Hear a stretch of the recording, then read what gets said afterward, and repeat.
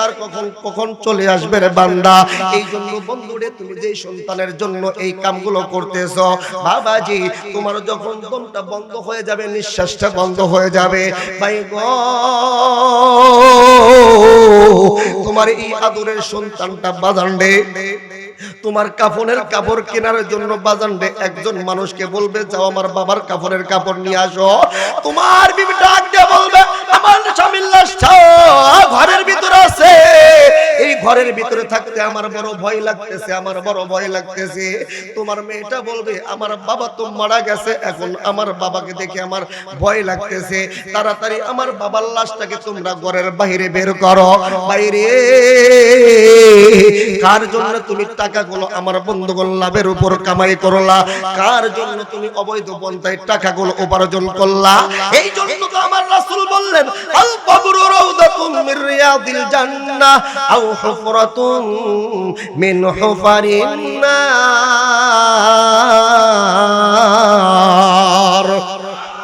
আল্লাহর রাসূল বললেন এই কবরটা কারো জন্য হবে জান্নাতের, আমার বন্ধুগণ জান্নাতের একটা গর্ত, আবার এই কবরটা কারো জন্য হবে জাহান্নামের একটা গর্ত রে বাবা। বন্ধু মুসলমান যুবক ভাইরা, আমি আপনি যদি দুনিয়ার জমিনে নেক আমল করে যাইতে পারি, আমি আপনি যদি এই দুনিয়ার জমিনে বাজারে 5 ওয়াক্ত নামাজ পড়ে যাইতে পারি, ও যুবক আমি আপনি যদি আল্লাহর রাসূলের আদর্শকে মেনে চলে যাইতে পারি, বাজার রে আমার কথা নাই, আমার আপনার দয়ার নবী মায়ার নবী ডাক দিয়া বললেন তুমি যদি এইরকম জীবন যাপন করে দুনিয়া থেকে বিদায় নিয়ে যাইতে পারো, তোমার লাশটাকে কবরে নামাইতে দেরি হবে। আমার রাসূল বললেন তোমার কবরটাকে আমার আল্লাহ জান্নাত বানাইতে দেরি করবে না। জোরে বলেন না সুবহানাল্লাহ। তুই মরিলে কান্দিবে কয়জন, বলেন তুই মরিলে কান্দিবে কয়জন, ওরে মন তুই মরিলে কান্দিবে কয়জন, যেদিন আন্ধার ঘরে শোয়াইবে মাটির দেহ মাটি খাইবে রে, যেদিন আন্ধার ঘরে শোয়াইবে মাটির দেহ মাটি খাইবে রে, সেদিন ভুলে যাবে তোমায় সবাই, সেদিন ভুলে যাবে তোমায় তোমার সকল আত্মীয় স্বজন, তুই মরিলে কান্দিবে কয়জন, ওরে মন তুই মরিলে কান্দিবে কয়জন। ধরে বলেন কথা ঠিক কিনা ভাইরে? আমি আপনি বাজানে যখন মারা যাব, যদি নেক আমল করে কবরে যাইতে পারি, আমার রাসূল বললেন তোমার কবরটা জান্নাতের বাগান হয়ে যাবে। আর যদি দুনিয়ার জন্য আমি যদি নেক আমল না করতে পারি, 5 ওয়াক্ত নামাজ যদি আমার দ্বারা না হয়, আমার আপনার দ্বারা যদি বাজানে কোরআন তেলাওয়াত না হয়, ভাই গো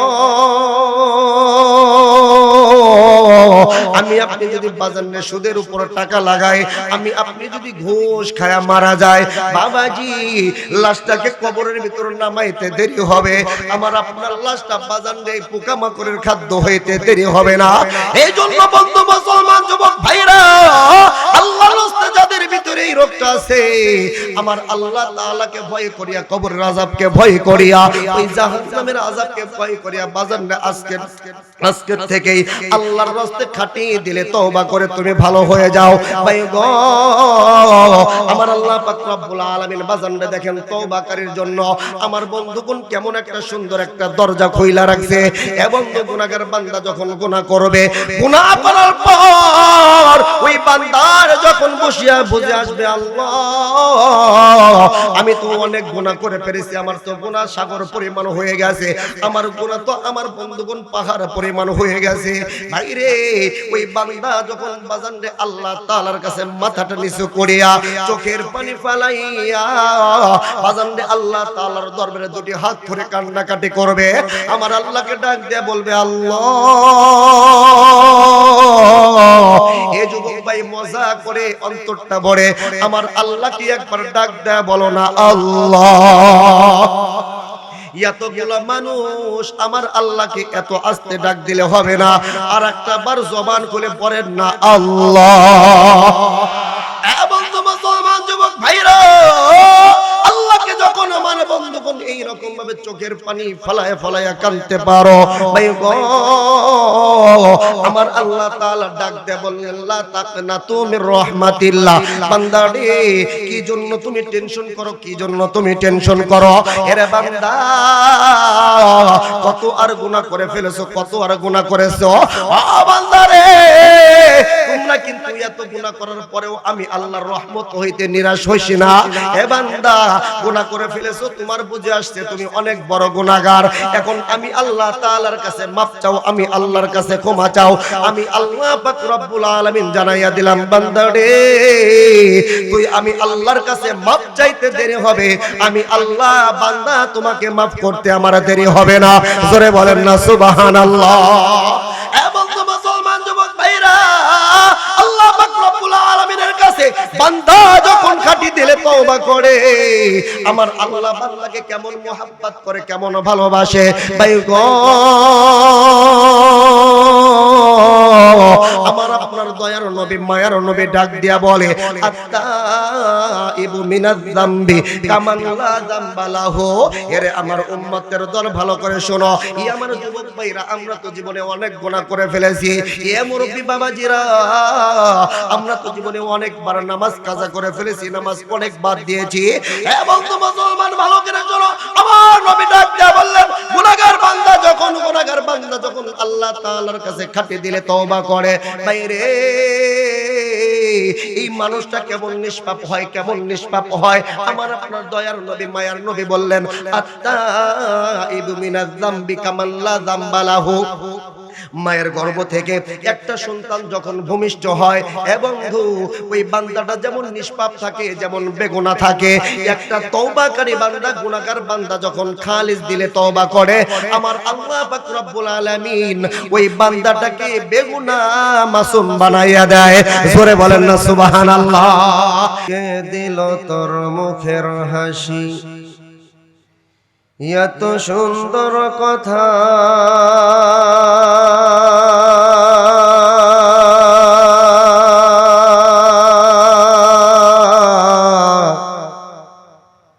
কেমন করে বুঝতে পারিস আপনজনের ব্যথা। লতা গাছে কে দিল রে এত বড় কদম,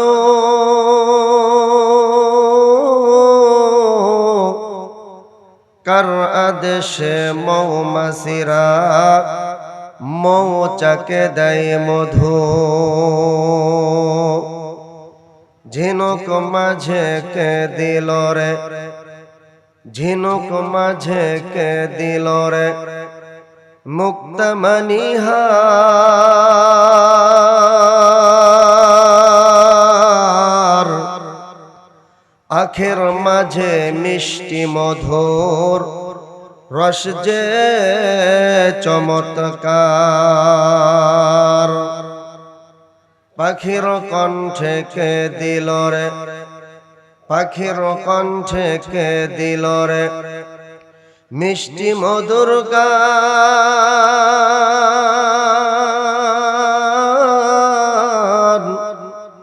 হিসাব করে দেখলাম মানুষ, এসব আমার আল্লাহ তাআলার দান। আল্লাহ পাক রব্বুল আলামিন বলেন, আল্লাহ তাআলা ঈমানদার বান্দা বান্দীদেরকে দুইটা আদেশ করেছেন এই আয়াতের ভিতরে। জোরে বলেন তো কয়টা আদেশ? আর একটু আওয়াজ দিয়ে বলেন কয়টা? দুইটা আদেশ করেছেন। আল্লাহ তাআলা এক নম্বর আদেশ করতেছেন, ইয়া আইয়ুহাল্লাযীনা আমানু, ইয়া আইয়ুহাল্লাযীনা আমানুত্তাকুল্লাহ। হে আমার ঈমানদার বান্দা বান্দীগণ, তোমরা আমি আল্লাহকে ভয় করো। জোরে বলেন না সুবহানাল্লাহ। বলেন তো দেখি, ভয় করতে হবে কাকে? কোন নেতাকে ভয় করা যাবে? কোন খেতাকে ভয় করা যাবে? কোন রাজনীতিককে ভয় করা যাবে? রাম বামদেরকে ভয় করা যাবে? ভয় করতে হবে একমাত্র আল্লাহকে, আমার বন্ধুগণ, আল্লাহ তাআলাকে ভয় করলে বান্দার কি লাভ কি ফায়দা, এই বিষয়ে ইনশাআল্লাহ আমি আলোচনা করব। এরপরে আল্লাহ তাআলা আদেশ করলেন ওয়াকুলু কওলান সাদীদা, ও আমার বান্দারা তোমরা তোমাদের জবানকে হেফাজত করবা, তোমরা তোমাদের জবানকে হেফাজত করবা। খবরদার তোমার জবান দ্বারা যেন অপর মুসলমান যেন আঘাতপ্রাপ্ত না হয়, কষ্ট না পায়। ও বন্ধু মুসলমান, আল্লাহর রাসূল তো বলেছেন আল মুসলিমু মান সালিমাল মুসলিমুনা মিন লিসানিহি ওয়া ইয়াদিহি, তোমাদের মধ্যে প্রকৃত মুসলমান তো ওই ব্যক্তি যার হাত এবং মুখ হইতে অপর মুসলমান নিরাপদ থাকে। জোরে বলেন না আল্লাহু আকবার। আমার হাত এবং মুখ হইতে যদি আমার একটা মুসলমান ভাই নিরাপদ থাকে, তাহলে নিজেকে আপনি বলতে পারবেন যে আমি একজন মুসলমান। আর যদি আমার হাত এবং মুখ হইতে আমার ভাই, আমার প্রতিবেশী, আমার পাড়া প্রতিবেশী যদি নিরাপদ না থাকে, তাহলে মনে করতে হবে এখনো আপনার ভিতরে মুসলমানিত্ব আসে নাই, পরিপূর্ণ মুসলমান হন নাই। তাহলে প্রকৃত মুসলমান হইতে হইলে, প্রকৃত পক্ষে মুসলমান হইতে হইলে আমাকে দুইটা গুণের অধিকারী হইতে হবে। এক নম্বরে আমার হাত, দুই নম্বরে আমার মুখ হইতে যেন আমার প্রতিবেশীরা কষ্ট না পায়। জোরে বলেন কথা ঠিক কিনা? আমাদের ভিতরে এই খারাপ গুণ আছে না নাই? আমার ভাই, আমার প্রতিবেশী, আমার চাচা, আমার চাচি, আমার খালা, আমার খালু, আমার প্রতিবেশী, অর্থাৎ যাকে বলা হয় প্রতিবেশী, এই প্রতিবেশী কিন্তু আমার দ্বারা, আমার জবানের দ্বারা আঘাতপ্রাপ্ত। আমাদের ভিতর, সমাজের ভিতরে এমন অনেক মানুষ আছে তাদের ভাষাটা এতই জঘন্য, এতই নিকৃষ্ট, আমার বন্ধুগণ তাদের ধারের কাছে মানুষ যাইতে চায় না। কথা বলেন ঠিক কিনা? তাদের কাছ থেকে মানুষ 10 হাত দূরে থাকে, ওর কাছে গেলে ভয় লাগে যে কি এমন কথা বলবে, বোমের মতন বাস্ট হয়ে যাবে। এই জন্য বাজান আপনাদের কাছে সাফ সাফ পরিষ্কার একটা কথা বলতে চাই, নিজেকে যদি মুসলমান দাবি করতে চান তাহলে অবশ্যই আমার হাত থেকে, আমার জবান থেকে যেন আমার প্রতিবেশীরা মুক্ত থাকে। আল্লাহ তাআলা আমাদের সকলকেই তৌফিক দান করেন। সকলে বলেন আমিন। মুসলমান ভাইরা রে আমার, দিল খুলে কথাগুলো শুনবেন। বাবাজি, আল্লাহ পাক রব্বুল আলামিন বান্দাকে এক নম্বর আদেশ করলেন, ইয়া আইয়ুহাল্লাযীনা আমানু তাকুল্লাহ।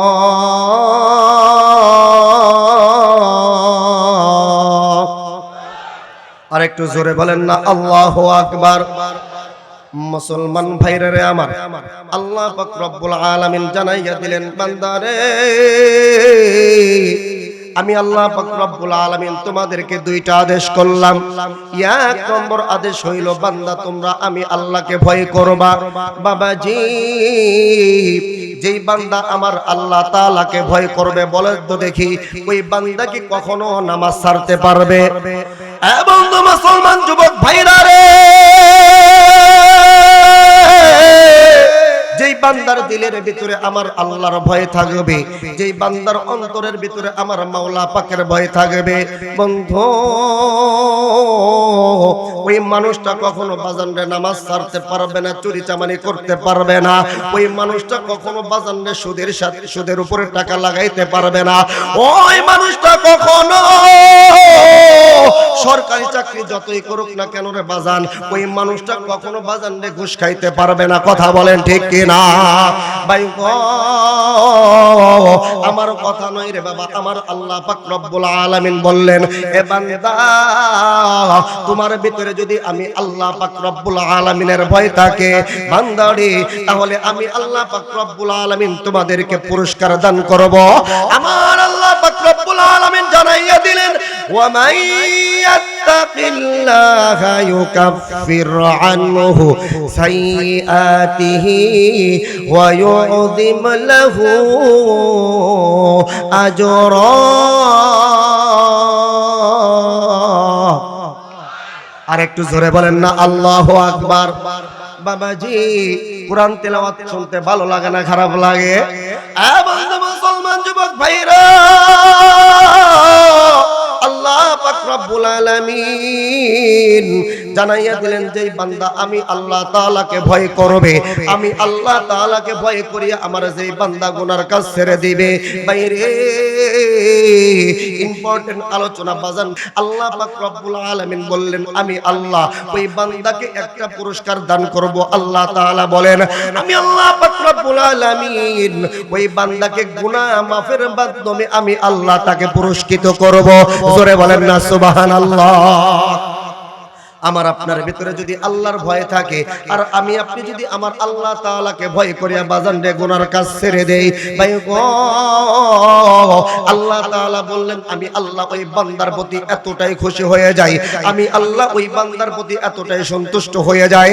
আমার আল্লাহ পাক রব্বুল আলামিন ডাক দেয়া বলে বান্দারে আমি আল্লাহ পাক রব্বুল আলামিন তোমাদেরকে গুনাহ মাফের মাধ্যমে আমি আল্লাহ তোমাদেরকে পুরস্কৃত করি।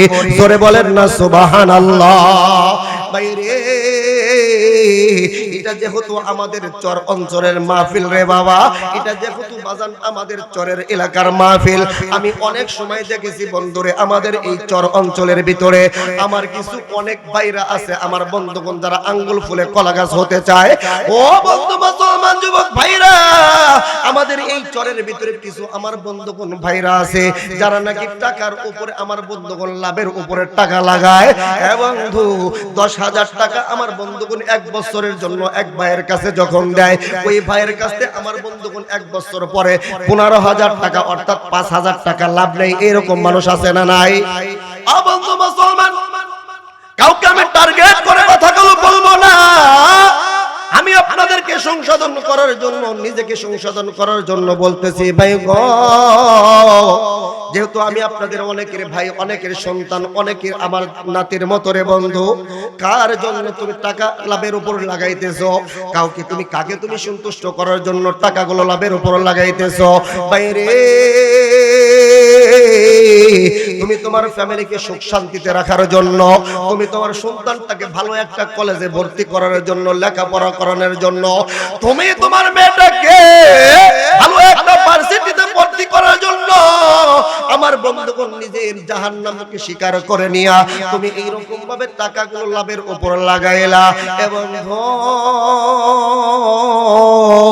বাজানরে তুমি আমার বন্ধুগণ প্র্যাকটিক্যাল একটা পরীক্ষা করে দেখো না, তোমার আশেপাশে কত মানুষ তো বাজানরে চক্ষুটা যখন বন্ধ করে ফেলেছে, কত মানুষের আমার বন্ধুগণ যখন নিঃশ্বাসটা বন্ধ হয়ে গেছে বাবাজি, ওই মানুষগুলোকে আমার বন্ধুগণ কেউ কিন্তু বাড়িতে আর রাখে নাই। কথা বলেন ঠিক কিনা? ওই মানুষগুলোকে যেই বিবির জন্য আমার বন্ধুগণ এত কষ্ট করে আমরা টাকাগুলো উপার্জন করলাম, আমি যেই সন্তানের জন্য বাজারে অবৈধ পন্থায় টাকাগুলো কামাই করিয়া সন্তানকে ভালো একটা ভার্সিটিতে ভর্তি করায়া দিলাম। বন্ধু অনেক ভাই এমন আছে আমার বন্ধুগণ লাভের উপর টাকা আইনা আমরা আমাদের ছেলে সন্তানকে ডাক্তার বানাই, ইঞ্জিনিয়ার বানাই। বাইরে একটা কথা তুমি ভালো করে মনে রাখবা, বন্ধু মুসলমান যুবক ভাইরা, ওই বান্দার শরীরে কোনো গুনাহ থাকে না। যেমনি ভাবে মায়ের গর্ভ থেকে একটা সন্তান শিশু যখন ভূমিষ্ঠ হয়, ওই সন্তানের যেমন গুনাহ থাকে না, নিষ্পাপ হয়ে দুনিয়ার জমিনে আগমন করে, আমার আপনার দয়ার নবী মায়ার নবী ঘোষণা করে দিলেন, তোমরা যারা গুনাহ করেছো, তোমরা যারা গুনাহ করতে করতে কলবটার উপরে অত্যাচার করতেছো, নফসের উপরে জুলুম করেছো, আমি আল্লাহর রাসূল সাল্লাল্লাহু আলাইহি সাল্লাম ঘোষণা করে দিলাম, তোমরা যখন আল্লাহর কাছে খাঁটি দিলে তওবা করবা, আমার আল্লাহ তোমাদেরকে ওই বাচ্চার মতন নিষ্পাপ মাসুম বানায়া দিবে।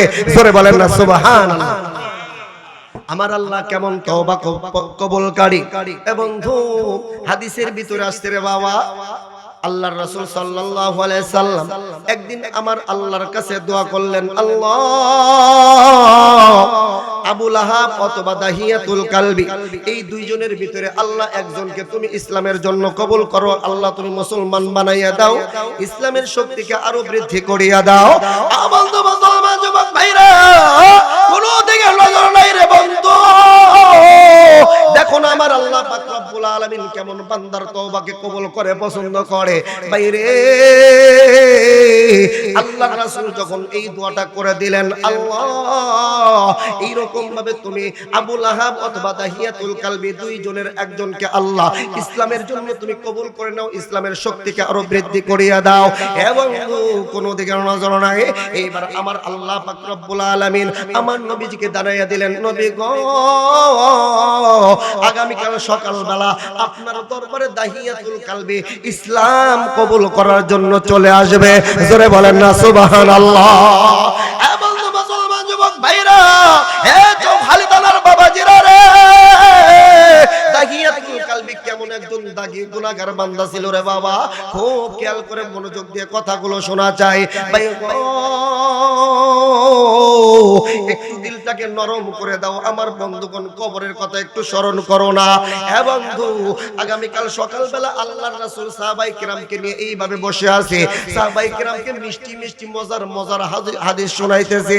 হ্যাঁ বন্ধু, এমন সময় দাহিয়াতুল কালবি বাজানরে চাদর দিয়া মুখটাকে আবৃত করিয়া আমার রাসূলের দরবারে বাজানরে প্রবেশ করলেন। বন্ধু মুসলমান যুবক ভাইরা, আল্লাহর রাসূল সাল্লাল্লাহু আলাইহি সাল্লাম সাহাবায়ে কিরামকে বললেন, আমার সাহাবীরা তোমরা এই মানুষটার জন্য একটু সাইড করে যাও, তোমরা একটু রাস্তা করে দাও। আল্লাহর রাসূলের সাহাবীরা আমার বন্ধুগণ রাস্তা করে দিলেন। দাহিয়াতুল কালবি বাজানের সামনে চলে আসলো। আমার নবীজি তাকে ডাক দিয়ে বলল, কি জন্য তুমি আমার দরবারে আসছো, কি জন্য আসছো? ভাই গো, এইবার দাহিয়াতুল কালবি বাজানে আমার নবীকে ডাক দিয়ে বলে, ইয়া রাসূলুল্লাহ, ইয়া হাবিবাল্লাহ, আমি আপনার দরবারে আসছি কালেমা পড়ে মুসলমান হওয়ার জন্য। আল্লাহু আকবার। নবী আমার দাহিয়াতুল কালবিকে আমার বন্ধুগণ কালেমা পড়ায়া মুসলমান বানাইয়া দিল। বাবাজিরা রে, এইবার দাহিয়াতুল কালবি ওই সাহাবায়ে কিরামের আমার বন্ধুগণ পিছনে যা বসে পড়লেন। বাইরে ওই দাহিয়াতুল কালবি আমার বন্ধুগণ এই পিছনে যাইয়া এমন ভাবে হাউমাউ করে চোখের পানি ফালাইয়া ফালাইয়া ফুফাইয়া ফুফাইয়া কান্দে। আমার রাসূলের কাছে এই কান্নার আওয়াজ চলে আসলো। আমার নবীজি সাহাবায়ে কিরামকে বললেন, ও আমার সাহাবীরা, দেখো না কার যেন কান্নার আওয়াজ আমার কানে আসতেছে।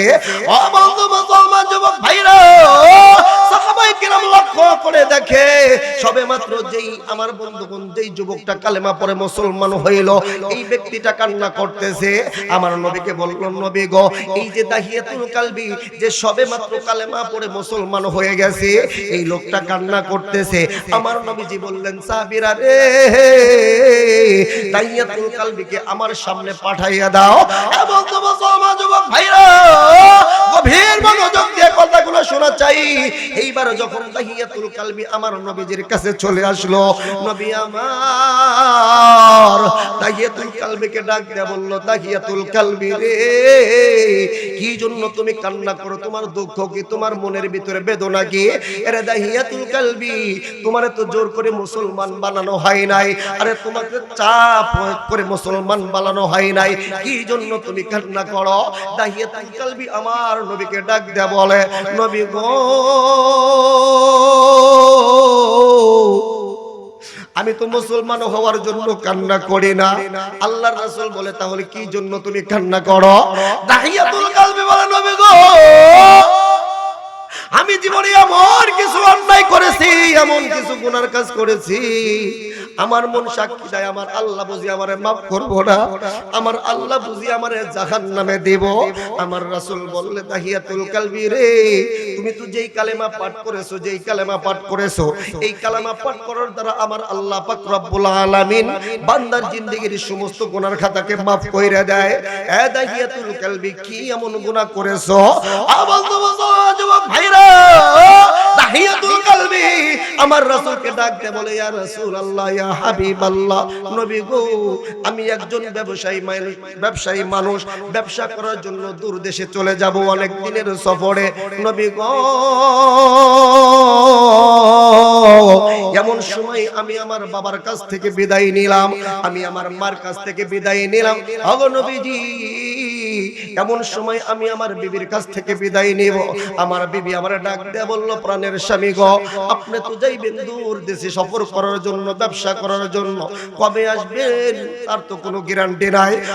স্বামী গো, আপনার সন্তান আমার গর্ভে, স্বামী গো বলে যান যদি আমার গর্ভ থেকে কন্যা সন্তান হয় আমি এই কন্যা সন্তানটাকে কি করব, আর যদি আমার গর্ভ থেকে আমার পেট থেকে যদি পুত্র সন্তান হয় নবীর দাহিয়াতুল কালবি ওগো প্রাণের স্বামী বলে যান আমি এই সন্তানটাকে কি করব।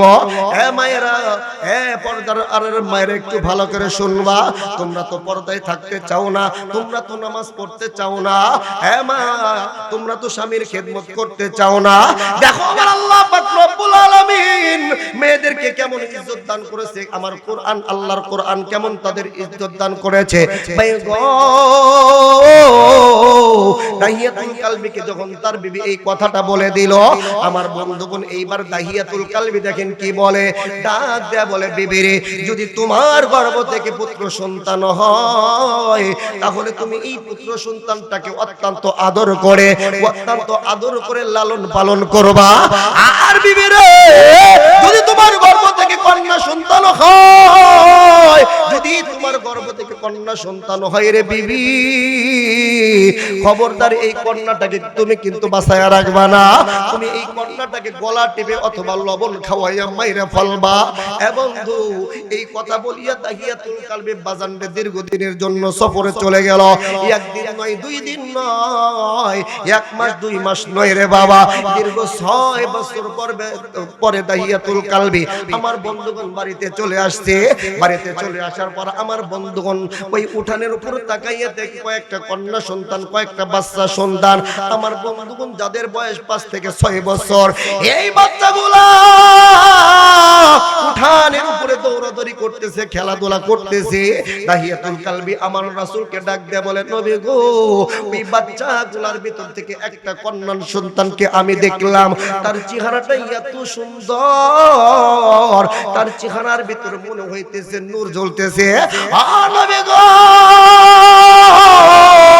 এই কন্যা চেহারা দেখি আমি তার দিকে দীর্ঘক্ষণ তাকাইয়া থাকলাম, কিন্তু নবীজি কিছুক্ষণ পর এই কন্যা সন্তানটা আমার কাছে আসে, আমার কোলে উঠলো আর আমাকে আব্বা আব্বা বলে ডাক দিতেছিল।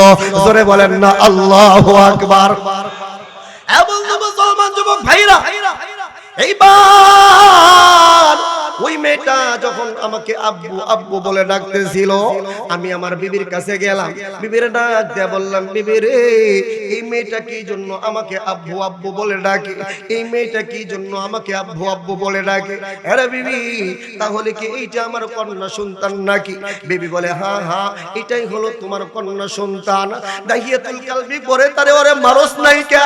আরে তোরে তো আমি হুকুম দিয়ে গেছি যদি কন্যা সন্তান হয় এই মেয়েটারে তুই কিন্তু জীবিত রাখবি না, হত্যা করে ফেলবি। এবং দাহিয়াতুল কালবি ডাক দেয়া বলে প্রাণের স্বামী গো আমি আপনার ওয়াদা অনুযায়ী কথা অনুযায়ী আমি এই মেয়েটাকে গলা টিপে হত্যা করার জন্য গিয়েছিলাম, কিন্তু স্বামী গো যখন তারে আমি গলায় টিপি দেওয়ার জন্য মারার জন্য গলায় টিপি দিছি, আমি তাকাইয়া দেখি আপনার এই কন্যার সন্তানের চেহারাটা হুবহুব আপনার মতন হয়েছে। জোরে বলেন না সুবহানাল্লাহ। স্বামী গো যার কারণে আমি চিন্তা করলাম আপনার মতন আপনার মেয়ের চেহারাটা হয়েছে, আপনাও বুঝি ওরে দেখলে আপনার মায়া লাগবে। প্রাণের স্বামী গো এই জন্য আমি আপনার মেয়েটারে মারি নাই, বাঁচাইয়া রাখছি। আর আমি ওর একটা সুন্দর নাম দিয়েছি, ওর নাম আমি দিয়েছি জামিলা। আল্লাহু আকবার। এবং মুসলমান যুবক ভাইরা দাহিয়াতুল কালবি আমার বন্ধুগণ ওই সময় আমার বন্ধুগণ বিবিরে আর কিছু বললো না, কেন না ওই সময় কিছু বললেও তো কোনো কাজ হবে না। বন্ধু রাত্রি বেলায় আমার বন্ধুগণ যখন দাহিয়াতুল কালবি বিছানায় চলে গেল, বিছানায় যাওয়ার পর আমার বন্ধুগণ ঘুম আর আসে না। আমার বন্ধুগণ শয়তান তার মাথায় চেপে বসেছে। শয়তান ডাক দেয়া বলে দাহিয়াতুল কালবি রে তোমার না ঘরের ভিতরে একটা কন্যা সন্তান আছে। আরে দাহিয়াতুল কালবি তোমাদের সমাজের মানুষ তো কন্যা সন্তানকে পছন্দ করে না, কন্যা সন্তানকে দেখতে পারে না। আরে তোমার সন্তান মানুষের জিয়ের কাজ করবে, মানুষের ঘরে চাকরানি হবে, এইটা কি তোমার সম্মানের কথা নাকি? এবং দাহিয়াতুল কালবি আমার রাসূল রে বলে ইয়া রাসূলুল্লাহ ইয়া হাবিবাল্লাহ নবী গো শয়তান যখন আমার মাথায় চেপে বসলো, আমি শয়তানের কাছে হার মেনে গেলাম। নবী গো, ওই রাত্রি বেলায় আমি আমার ঘুম থেকে উঠিয়া বিশাল বড় একটা রশি পাকাইলাম গো নবী। একটা ছুরি, আমি একটা গোপনে একটা অস্ত্র ধারণ করলাম। নবী গো, যখন সকাল হয়ে গেল, আমি আমার বিবিকে ডাক দিয়ে বললাম, বিবি রে, ও বিবি, দীর্ঘ 6 বছর পরে বাড়িতে আসছি। অনেকদিন যাবত বন্ধু বান্ধবের সঙ্গে সাক্ষাৎ হয় না, বন্ধুদের সঙ্গে আড্ডা দেওয়া হয় না। বিবি রে, দে না আমার কন্যা সন্তান জামিলাকে একটু সাজাইয়া দে। আমি আমার জামিলারে নিয়া বেড়ানোর জন্য যাব, বন্ধুর বাড়িতে চলে যাব। বন্ধু মুসলমান যুবক ভাইরা, দেখবেন মায়েদের দিলটা আমার আল্লাহ তাআলা নরম করে সৃষ্টি করে দিয়েছে। আমার বন্ধুগণ, মাদেরকে আমার বন্ধুগণ আমার আল্লাহ বড় নরম করে বানাইছে বাইরে। এই জন্য দেখবেন আমার আপনার মা যতই বিপদে পড়ুক না কেন, যতই কষ্ট পড়ুক না কেন, কখনো কোনোদিন সন্তানদেরকে কষ্ট পাইতে দেয় না। জোরে বলের কথা ঠিক কিনা? কিন্তু আমরা সন্তানরা এমন পাষাণ, এমন পাষাণ, আমরা এতটাই নিষ্ঠুর। যেই মা আমার না খাইয়া বড় করছে রে বাবা, যেই মা মানুষের বাড়ি কাজ করে আমার বড় করছে রে বন্ধু, এ বন্ধু, এই মা বাবা যখন বৃদ্ধ হয়ে যায়, অকেজো হয়ে যায়, আমার আল্লাহ পাক রব্বুল আলামিন ডাক দিয়া বলে, বান্দারে ওয়ালা তানহারহুমা, তাদেরকে কিন্তু ধমক দিয়ে কথা বলবি না, তাদেরকে কিন্তু আঘাত দিয়ে কথা বলবি না। কিন্তু আমরা সন্তান এত নিষ্ঠুর, এত পাষাণ রে বাবা, মা বাবা যখন বৃদ্ধ হয়ে যায়, অকেজো হয়ে যায়, তাদের যখন আমাদের প্রয়োজন হয়, যখন তাদের খেদমতের দরকার, যখন তাদের পরিচর্যার দরকার, ভাই গো, আমরা নিষ্ঠুর সন্তান, পাষাণ সন্তান, ওই মা বাবার দাঁড়াদাঁড়ি না। মা বাবা কোথায় আছে, কেমন আছে, আমরা কোনোদিন খোঁজ নেই না। বন্ধু, অবশ্যই পিতা মাতার সম্পর্কে কিছু কথা বলে যাব রে বাবা। এইবার তাহিয়াতুল কালবির বিবি বাজানরে যখন নাকি এই কথাটা তাহিয়াতুল কালবি বলেছে, আমার বন্ধুগণ, আমি আমার বন্ধুর বাড়িতে বেড়ানোর জন্য যাব। বন্ধু মুসলমান, এইবার জামিলাকে সুন্দর করে নতুন জামা কাপড় পরানো হলো, মাথায় বাজানরে সুন্দর করে তেল লাগাইয়া দেওয়া হলো। ভাই গো, এইবার জামিলাকে তার মা আমার বন্ধুগণ তাহিয়াতুল কালবির হাতে তুলে দিয়েছে, আর ডাক দেয়া বলে, স্বামী গো, আপনি তো ভালো করেই জানেন জামিলা ছাড়া আমার আর কোনো সন্তান নাই। ও স্বামী গো, আমি কিন্তু আমার জামিলাকে ছাড়া বাঁচতে পারবো না। আপনার স্বামী গো, শোনো, আমার কন্যাকে তুমি সন্ধ্যা হওয়ার পূর্বেই আমার কোলে কিন্তু তুমি ফেরত দিবা। এবং মুসলমান দাহিয়াতুল কালবি আমার নবীকে বলে, নবী গো, আমার বিবি যখন এইভাবে দরদ নিয়ে কথাগুলো বলতেছো, তারপরেও আমার মায়া লাগলো না, আমার দিলটা নরম হইল না। ওগো প্রাণের, ওগো আমার রাসূল, আমি আমার মেয়েকে নিয়ে সামনের দিকে রওনা হয়ে গেলাম। নবী গো, অনেক দূর যাওয়ার পর যখন মরুভূমির ভিতরে আমি চলে গেলাম, তাকাইয়া দেখি আশেপাশে কোনো মানুষজন নাই, বসত বাড়ি নাই। আমি আমার মেয়ে জামিলাকে ডাক দেয়া বললাম, মেয়ে, তুমি যাও একটু পাশে খেলাধুলা করো, আমার একটু কাজ আছে। এবং এই কথা বলিয়া আমার বন্ধুগণ সহজ সরল মেয়েটাকে আমার বন্ধুগণ খেলায় লাগা দিল। হে বন্ধু মুসলমান, এইবার নিষ্ঠুর পাষাণ বাবা দাহিয়াতুল কালবি মেয়েটাকে মারার জন্য, হত্যা করার জন্য রে বাবা, এইবার কুয়া খোদা শুরু করে দিল। ভাই গো, খিতাবের ভিতরে আসছে রে বাবা, চোখের পানি ছেড়ে ছেড়ে আমার রাসূলকে বলে, ইয়া রাসূলুল্লাহ, ওগো নবীজি, আমার মেয়েটা যখন দেখে যে আমি কাজ করতে করতে হাঁপাইয়া গেছি, আমার শরীর দিয়ে ঘামগুলো ঝরতেছে, আমার দাড়ি মোবারকের ভিতরে বালুগুলো জমে গেছে, নবী গো জানেননি, আমার আদরের কলিজার টুকরা ওই জামিলা আমার কাছে আসিয়া আমাকে ডাক দেয়া বলে, বাবা গো, তুমি না আমারে তোমার বন্ধুর বাড়িতে বেড়াইতে নিয়ে যাইবা। বাবা, এখন না আমি দেখি তুমি কার জন্য কষ্ট করতেছো, কার জন্য তুমি গাম জড়াইতেছো। এই কথা বলিয়া আমার মেয়ে জামিলা, ওগো নবীজি, তার নতুন জামা দিয়ে আমার মুখের গামগুলো মুছে দেয়। আল্লাহু আকবার। ও নবী গো, তার মুখে সুন্দর জামা দিয়া, নতুন জামা দিয়া আমার ঘামগুলো মুইসা দেয়, দাড়ি মুবারকের ভিতর থেকে বালু জমে গেছে, বালুগুলো মুইসা দেয়, আর ডাক দেয়া বলো বাবা গো তোমার কষ্ট আমার সহ্য হয় না। এমন যুবক ভাইরা দিলকে একটু নরম করে দাও, আল্লাহ তাআলার কাছে তওবা করো। এবং গো তাহিয়াতুল কালবি বলেন নবী গো এরপরেও আমার মায়া লাগলো না, দয়া লাগলো না। আমি আমার মেয়েটাকে বললাম মেরে যাও, আবার খেলাধুলায় লিপ্ত হয়ে যাও। নবী গো এইবার যখন আমার কুয়া খোদা শেষ হয়ে গেল, আমি ওই কুয়ার নিচে কিছু পাথর কণা এরকম ভাবে নিক্ষেপ করলাম, পাথরের টুকরাগুলো ফলাইয়া দিলাম। নবী গো এইবার আমি আমার সহল সরল মেয়েটাকে বোকা বানাইয়া ডাক দিয়ে বললাম জামিলা রে আয় আয় একটু দেখা যা কত সুন্দর কুয়া খুঁজছি। এইবার জামিলা সহজ সরল মেয়েটা অবলা মেয়েটা বাজান রে যখন বাবার কথা মতো কুয়া দেখার জন্য আসছে, বাজান রে যখন কুয়ার কিনারায় বাজান রে দাঁড়াইছে, নিষ্ঠুর পাষাণ্ড বাবা দাহিয়াতুল কালবি আমার বন্ধুগণ ছোট্ট মেয়েটা জামিলাকে ঠাস করে ঘরের ভিতর ফেলাইয়া দিয়েছে। যুবক ভাইরা জামিলা কুয়ার ভিতর পড়িয়া উপর হয়ে পড়ে গেছে। এবং মুসলমান জামিলার কচি চামড়াগুলো বাজানের পাথরের সাথে লাগা ঠাস করে বাজানে ফাইটা গেছে, তার কপাল বেয়ে বেয়ে রক্ত পড়তেছে। এবং মুসলমান জামিলা যখন মাথা তুইলা তাকাইছে, ডাক দিয়ে বলে বাবা গো তুমি না আমারে তোমার বন্ধুর বাড়িতে বেড়াইতে নিয়ে যাইবা, এখন না দেখি তুমি আমার মারার জন্য কুয়ার ভিতরে ফেলাইয়া দিছো। ও বাবা তুমি আমারে জানা বাইরো না,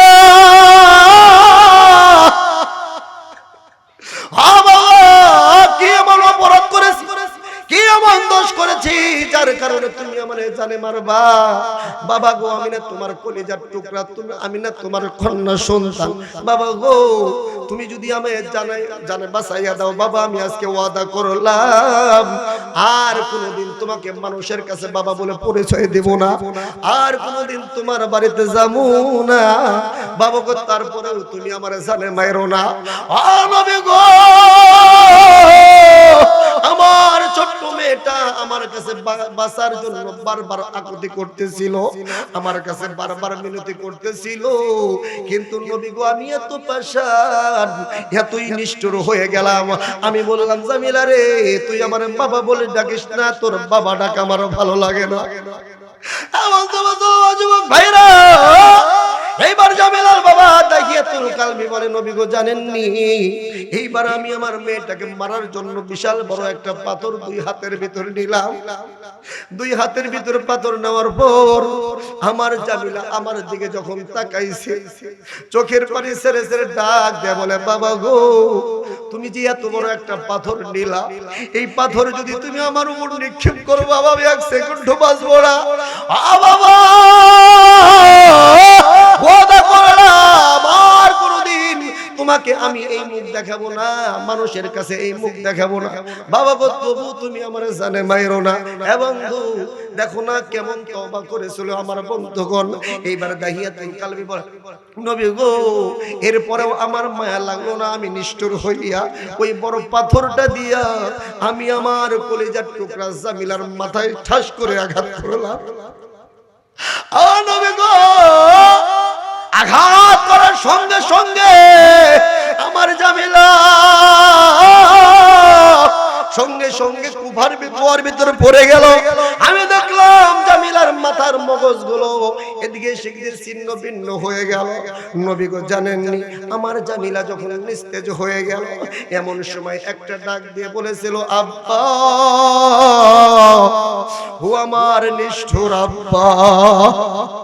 এবং জামিলা যখন বাজান নিস্তেজ হয়ে গেছে, আমার বন্ধুগণ দাহিয়াতুল কালবি আমার নবীকে ডাক দেয়, বলে নবী গো, আমি যখন বুঝতে পারলাম আমার মেয়েটা আর দুনিয়ার জমিনে বেঁচে নাই, ও নবী গো, এইবার আমি আমার মেয়েটাকে এরকম ভাবে মাটি চাপা দিয়ে বাড়িতে চলে আসলাম। রাত্রে বেলায় ঘুমাইছি গো নবীজি, রাত্রে বেলায় আমার মেয়েটাকে আমি স্বপ্নে দেখলাম।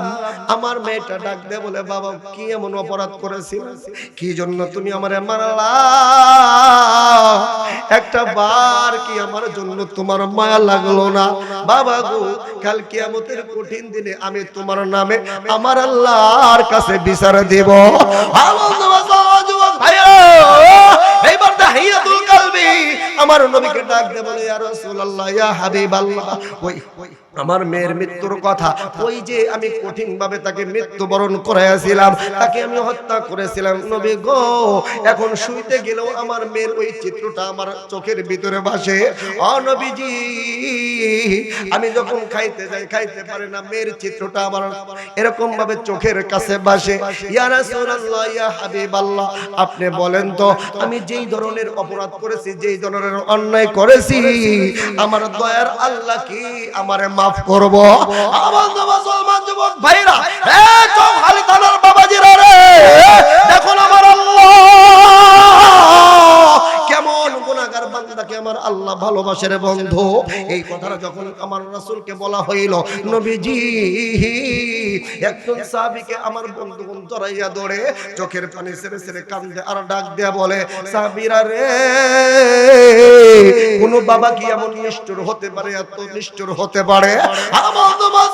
কোন বাবা কি তার কন্যা সন্তানকে এমন ভাবে আঘাত করে মারতে পারে? হে বন্ধু, দাহিয়াতুল কালবি যখন আমার নবীকে বললেন, নবী গো, আমি যেই অপরাধ করেছি আমার আল্লাহ কি আমার এই অপরাধ ক্ষমা করবে? হে বন্ধু, কোনদিকে নজর নাই রে বাবা, দেখো না আমার আল্লাহ কেমন ক্ষমাশীল, আমার আল্লাহ কেমন আমার তোমারে ভালোবাসে। হ্যাঁ যুবক, রাত্রি বেলায় বাজারে তুমি ল্যাপের নিচে এরকম ভাবে কম্বলের নিচে কত মোবাইলের ভিতর পর্নোগ্রাফি দেখো, কত তুমি খারাপ খারাপ তুমি ছবি দেখো। হ্যাঁ যুবক, তোমাদেরকেই তো বলছি রে বাবা, আজকে তুমি আমার রাসূলের আদর্শ তোমার ভিতরে নাই, আজকে তোমার ভিতরে মেসির নেইমারের আদর্শ ঢুইকা গেছে, আজকে তুমি ভিতরে কালচারে পড়ে আছো। যুবক রে, আমার রাসূল বলেছেন আলমার উমা মান আহাব্বা, আরে যার সঙ্গে তোমার মুহাব্বত হবে, যাকে তুমি ধারণ করবা, যাকে তুমি আদর্শের প্রতীক বানাইবা, আমার আল্লাহ পাক রব্বুল আলামিন কাল কিয়ামতের কঠিন দিনে তার সঙ্গেই তোমার হাসর করবে। জোরে বলেন না সুবহানাল্লাহ। বন্ধু মুসলমান যুবক ভাইরা, আমার রাসূল যদি তোমার আইডল হয়, আমার রাসূলের আদর্শ যদি তুমি ধারণ করতে পারো রে যুবক, আমার রাসূল বলেছে তুমি আল্লাহর রাসূলের সঙ্গে এরকম ভাবে জান্নাতে থাকতে পারবা। এই জন্য বন্ধু, জীবনে অনেক অপরাধ করেছি, অনেক অন্যায় করেছি, অনেক মানুষের সঙ্গে খারাপ ব্যবহার করেছি, অনেক জীবনে অনেক গুনাহ করেছি। আল্লাহকে একবার বাজানলে আল্লাহ বলে ডাক দাও না আল্লাহ, হয় না রে বন্ধু? এই হাজার হাজার মানুষের ভিতরে আমার আল্লাহর নামটা আর একটু জবান ভরে নাও না, বলো না আল্লাহ। হ্যাঁ বাবাজি, দাহিয়াতুল কালবি আমার রাসূলকে বললেন, নবী গো, আমি যেই ধরনের গুনাহ করেছি, যেই লেভেলের গুনাহ করেছি, আমার আল্লাহ কি আমার গুনাহকে ক্ষমা করব? মুসলমান যুবক ভাইরা, নবী আমার কোনো কথা বলে না, আমার আল্লাহ পাক রব্বুল আলামিন জিবরাইলকে পাঠাইয়া দিলেন, যা জিবরাইল যারে যা আমার রাসূল একটু জানাইয়া দিয়াই না, আমার দাহিয়াতুল কালবি যখন আমি আল্লাহর কাছে অপরাধ করে যখন নত হয়ে গেছে, আমি আল্লাহর কাছে কালেমা পড়ে এরকম ভাবে আমি আল্লাহর কাছে খাটি দিলে তওবা করেছে, এই দাহিয়াতুল কালবি যখন কালেমা পড়ছে রে, আমি আল্লাহ পাক রব্বুল আলামিন দাহিয়াতুল কালবি যতই বড় অপরাধ করেছে, আমি আল্লাহ তাকে তওবা পড়ার কারণে তার জিন্দেগীর সমস্ত গুনাহকে আমি আল্লাহ মাফ করে দিয়েছি। জোরে বলেন না সুবহানাল্লাহ, আর একটু জোরে জোরে বলেন না সুবহানাল্লাহ। এই জন্য বাজানে হতাশ হওয়ার কোনো কারণ নাই, হতাশ হওয়ার কোনো কারণ নাই। গুনাহ করে ফেলেছো, আমার বন্ধুগণ আল্লাহর কাছে তওবা করো। তাহাজ্জুদের নামাজ পড়িয়া সালাসলের মানুষ ঘুমায়া পড়েছে, চৌহালির সমস্ত মানুষ ঘুমায়া পড়েছে, তোমার মা, তোমার বাবা, তোমার বিবি, তোমার ছেলে সন্তান ঘুমাইছে। এই সময় তুমি একটু উঠিয়া যাও, রাত্রি গভীর হয়ে গেছে, পানি দিয়ে তুমি ওযু করিয়া বাজান রে তাহাজ্জুদের নামাজ পড়ো, যাই নামাজ ভিজাইয়া দাও, তারে ভিজাইয়া দাও। ভাই গো, বান্দার চোখের পানিটা এত মারাত্মক শক্তিশালী রে বাবা। আমার রাসূল বলে আবুকু ফা ইল্লাম তাবুকু ফাতাবাকু, হে আমার উম্মতের দল, জাহান্নামের আগুন নিবানোর জন্য তোমাদের চোখের পানি হলো যথেষ্ট। জোরে বলেন না সুবহানাল্লাহ। আমার বন্ধুগণ, বান্দার চোখের পানির এত দাম, এই জন্য আমি আপনি সকলেই গুনাহ করেছি। কথা বলেন ঠিক কিনা? বুকে হাত দিয়ে কেউ বলতে পারবো না যে হুজুর আমি গুনাহ করি নাই, আমি নিষ্পাপ, আমি বেগুনাহ, কেউ বলতে পারবো না।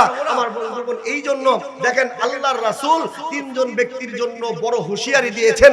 হারামাল্লাহু আলাইহিমুল জান্নাতা সালাসা, আল্লাহর রাসূল বললেন তিন ব্যক্তির জন্য আল্লাহ তাআলা জান্নাতকে হারাম করে দিয়েছেন। তারা জান্নাতে যাইতে পারবে না, জান্নাত তাদের জন্য হারাম। আমার বন্ধুগণ, এক নম্বর হলো নিশাখোর যুবক।